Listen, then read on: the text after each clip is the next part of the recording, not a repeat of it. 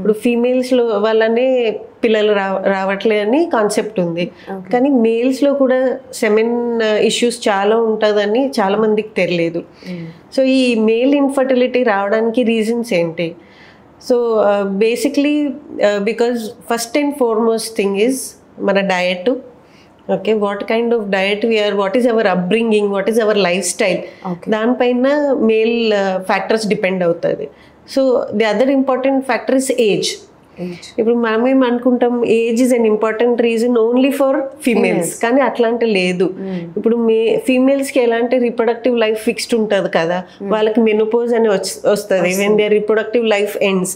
Similar ఫ్యాషన్లో మేల్స్లో కూడా ఆండ్రోపోజ్, మేల్ మెనోపోజ్ అనేది ఒక ఎంటిటీ ఉంది, andropause. So as the age advances మేల్స్లో కూడా హార్మోన్ లెవెల్స్ తగ్గిపోతాయి అండ్ స్పెర్మ్ ఫ్యాక్టర్స్ ప్రాబ్లం అవుతుంది.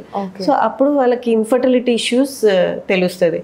So like how we discussed, females కొంచెం కెరియర్ ఓరియంటెడ్ ఉంటారు, they want to postpone their pregnancy అని ఉంటుంది కదా, అలాగే మేల్స్లో కూడా దే గెట్ మ్యారీడ్ లేట్.